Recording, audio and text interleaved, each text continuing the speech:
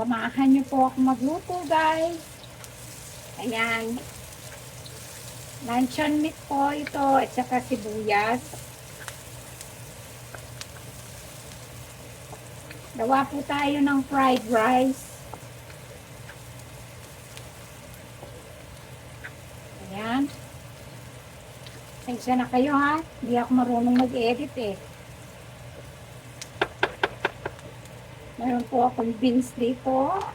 Ayan. Lagay natin.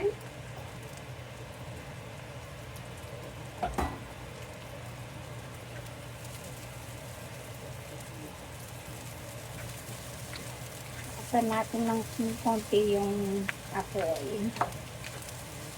Ganyan lang po. Mekos-mekos.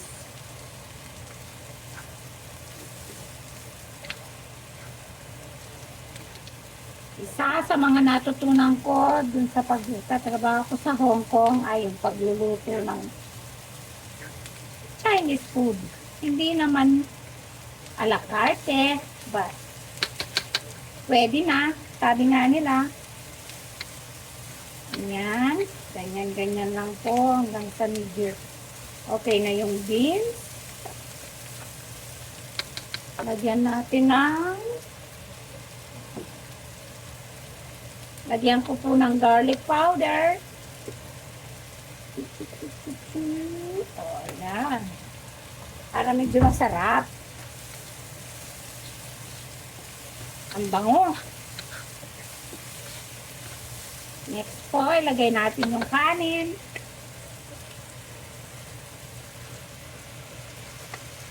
Isang kalderong kanin. Dadalhin ko to sa trabaho ko sa work.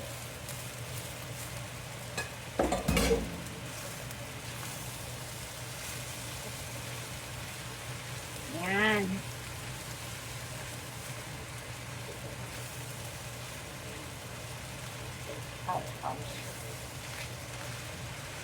Ganyan-ganyan lang po.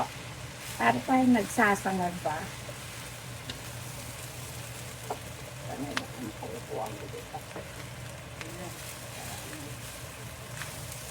Ganyan, mekos-mekos.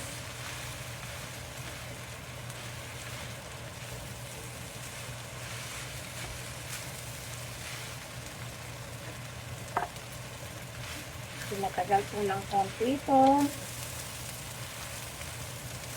Sana po panoorin nyo, tapusin nyo hanggang sa huli. Hindi po kasi ako marunong mag-fast forward pa eh.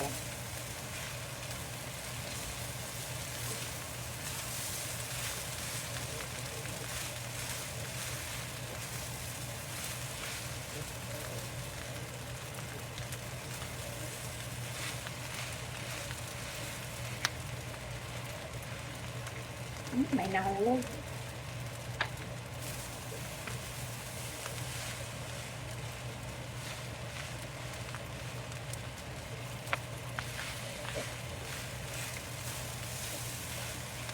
Ayan, ganyan-ganyan lang po. Tapos, lagyan ko ulit ng garlic powder para yung kanin may lasa. Ako nasunog na yata.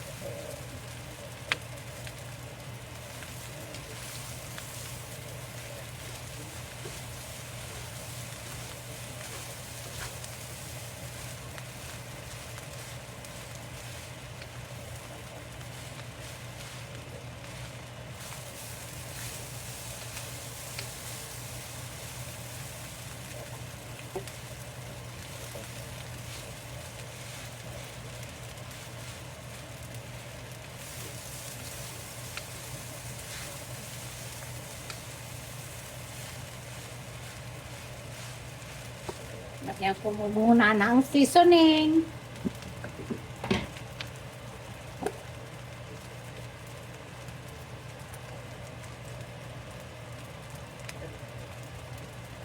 Yan, chicken powder po yung nilagay ko. Tapos, yan, garlic powder na naman. Sana yung asin. Konting asin.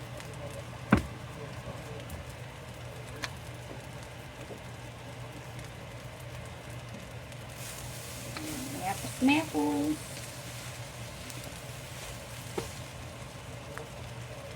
Sunod po yung hipon.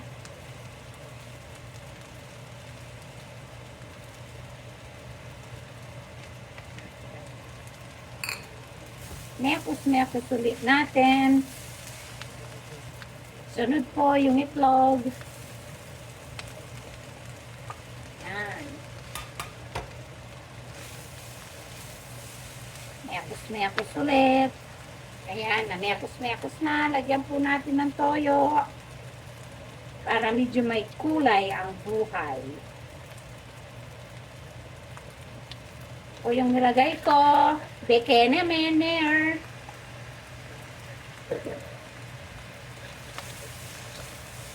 Mekos ulit. Ayan, mekos na. Medyo may kulay na kahit konti lang.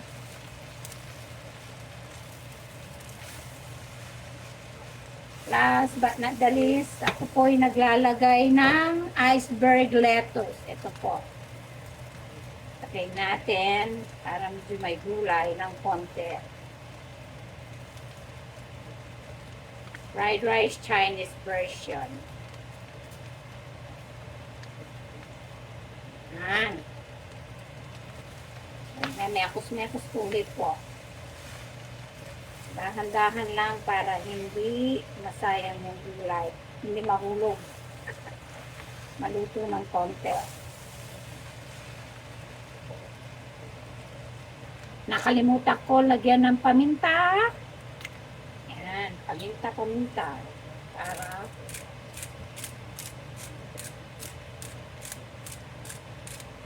medyo may lasa.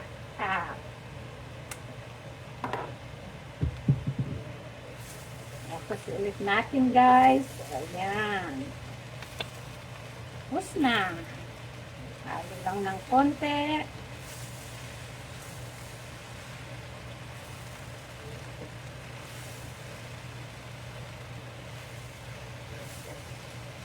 Diba? Hindi na kailangan mag-order ng Chinese food. Ng Chinese fried rice. Kahit sa bahay lang magagawa nyo. Kung ano lang yung mayroon tayo sa bahay, yun na lang gamitin natin. Yan. Yummy. My tummy.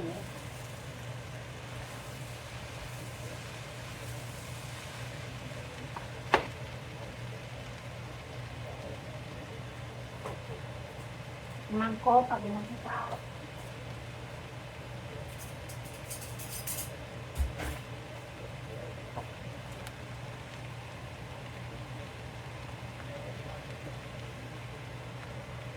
Unang subo para sa inyong lahat.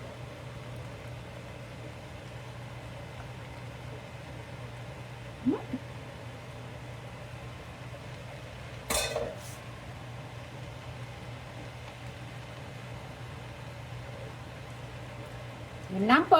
Bye-bye. Thank you for watching.